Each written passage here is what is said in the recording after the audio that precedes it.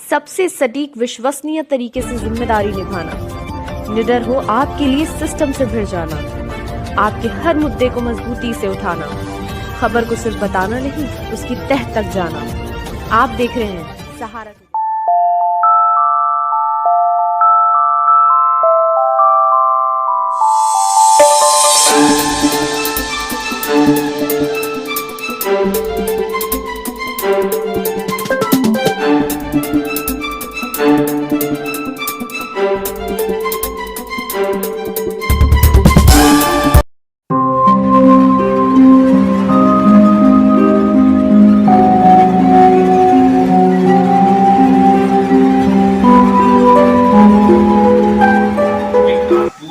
नगर के सांसद रमेश अवस्थी ये एक ऐसे सांसद हैं जो लोकप्रिय हैं, पत्रकार में भी हैं, सब कुछ है और हर जगह इनका सम्मान है और इनके मानने वाले इनके समर्थक बहुत हैं जो इनकी बहुत तारीफ करते हैं, क्योंकि छोटे से कार्यकाल में इन्होंने कुछ चीजें दे दी जो बहुत लंबित डिमांडें थी, वो पूरी कर दी गई हैं।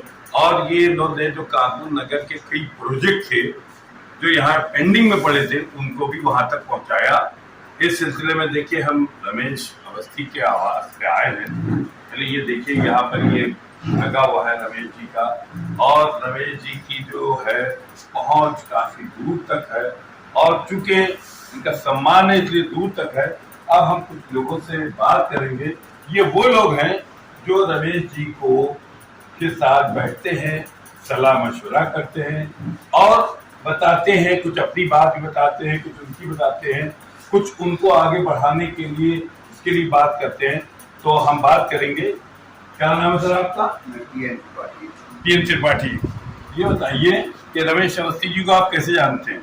मैं संयोजक छावनी विधानसभा शिक्षक संस्थान पोस्ट जिला अध्यक्ष भूतपूर्व सैनिक जन कल्याण समिति एवं माध्यमिक शिक्षक संघ उपाध्यक्ष कानपुर में।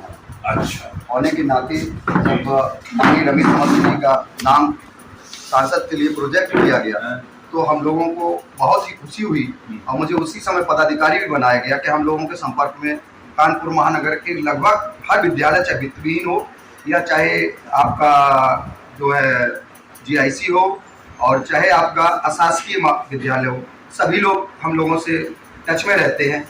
भूतपूर्व सैनिक जन कल्याण का जिला अध्यक्ष होने के नाते भी हजारों भूतपूर्व सैनिक जो कानपुर में सेवानिवृत्त है वो भी आपका वोटर है। और चूंकि पूर्व में जो भी सांसद रहे वो कार्य तो करते रहे, लेकिन आपका नाम चूंकि जब ऊपर से आया, पहले से ही आप पत्रकार रहे, पूरा यहाँ से लेकर दिल्ली तक आप सहारा में भी रहे हैं और बहुत ही ऊंचे ओहदे पर रहे हैं। जिस तरीके से आपकी कार्य की शैली है, आप निरंतर, मैं देखता हूं, फेसबुक से जुड़ा हुआ हूं और आपसे निरंतर संपर्क में रहता हूं। कभी आपका केंद्रीय मंत्री अमित शाह जी के यहाँ जाना, गृह मंत्री जी के यहाँ, कहीं राजनाथ सिंह जी के, रक्षा मंत्री जी के यहाँ जाना, तो कहीं आपका वित्त मंत्री जी के यहाँ किसी प्रोजेक्ट के लिए जाना, महामहिम के लिए भी आपने महामहिम को भी कानपुर आने का निमंत्रण दिया।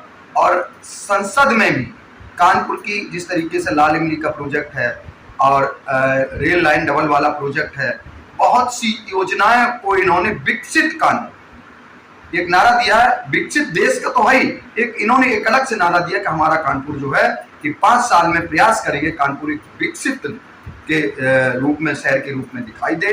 और जिस तरीके से इनका सौम्य स्वभाव है, हर व्यक्ति से मिलने का, चाहे एक छोटा बच्चा हो चाहे ऊपर का पदाधिकारी हो, सभी से उसी रूप से मिलते हैं और तत्काल कहते हैं कि आपकी समस्या का निदान किया जाएगा और जो भी आपकी समस्या है ऊपर तक पहुंचाई जाएगी। ऐसे सांसद को हमें और कानपुर वासियों को गर्व है कि वो निरंतर इसी तरीके से आगे बढ़ते रहें। भगवान से यही आज रक्षाबंधन के उपलक्ष्य में प्रार्थना है कि आगे चल करके ये मंत्री बने, कैबिनेट मंत्री बने और कानपुर का नाम एक देश स्तर के अलावा विश्व स्तर पर पटल पर ले जाए, क्योंकि कानपुर को एक औद्योगिक नगरी, बड़ी नगरी समझा जाता है। यहाँ कई फैक्ट्रीज, कई उद्योग जो ठप हो गए हैं, तो माननीय सांसद जी उसमें पूरा प्रयास कर रहे हैं कि उनको पुनर्जीवित किया जाए और वो यहाँ के जो कानपुर के आसपास के जो क्षेत्र के लोग हैं उनको रोजगार मिले, जिससे यहाँ संपन्नता और खुशहाली रखी जा सके या प्रदान की जा सके। यही सांसद एक चीज ये बताइए कि अभी आपने बात कही है कि हमारी आवाज दिल्ली में उठाएगी, यानी कानपुर के मुद्दे, तो क्या इससे पहले नहीं उठाए गए? नहीं, उससे पहले भी उठाए गए। हमेशा जो भी सरकारें आई, ऐसा नहीं है कि पहले नहीं उठाए गए, लेकिन अब जिस तरीके से निरंतर अपनी चीज को एक उठाना होता है, एक बार हमने आपके नाले में कोई चीज डाल दी, मैं चुप बैठ गया, लेकिन यदि मैं निरंतर उसी चीज को, बच्चा भी एक बार रोया चुप हो गया तो माँ दूध नहीं पिलाती है, और बच्चा अगर निरंतर रोएगा तो उस पर जरूर ध्यान देगी। पूर्व वालों ने सिर्फ फॉर्मेलिटी के तौर पर किया था, फॉर्मेलिटी के तौर पर नहीं किया। हाँ। इन्होंने एक बार, दो बार, चार बार कहा, उसके बाद देखा जब प्रयास सफल नहीं हो रहा, हमने ये देखा विदिन 3 महीने के मई में ही शपथ ग्रहण हुआ इस सरकार का और माननीय सांसद जी का।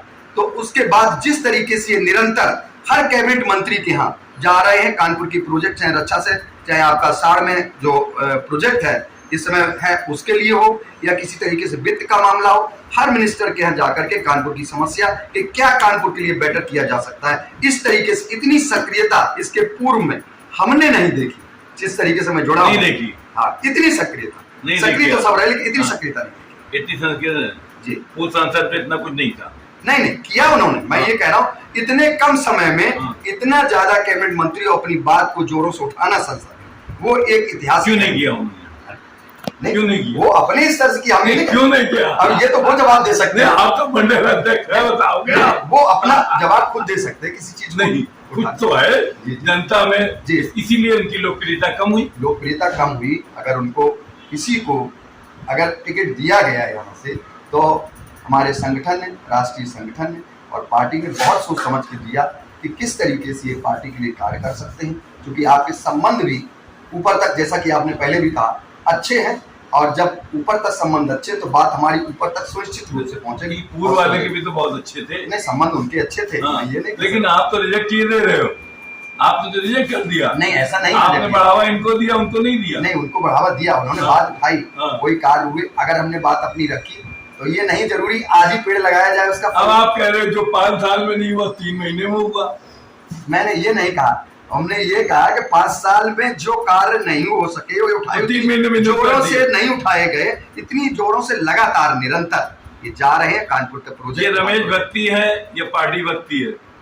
रमेश भक्ति कहेंगे या पार्टी का भक्ति? नहीं, ना पार्टी भक्ति है, ना रमेश भक्ति है। ये इनकी सक्रियता के ऊपर मैं बोल रहा हूँ, कितने सक्रिय हैं यह कानपुर की जनता के लिए, ये निरंतर समस्याओं उठा रहे हैं। तो इससे हमारा भरोसा है कि जो यहाँ की समस्याएं हैं, संभावनाएं हमें तो उज्जवल प्रतीत दिखाई देती है, अच्छी दिखाई देती है कि इसका निदान जिस तरीके से लगे जरूर होगा और कानपुर प्रगति पर जाएगा, ये हमारा विश्वास है।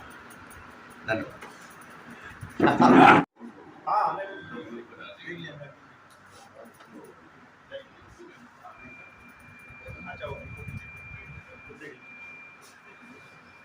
और आए भैया, कैसे भैया, बधाई हो आपको, बहुत थैंक यू। चले भैया को चुनाव बाद आज छुट्टी का दिन है।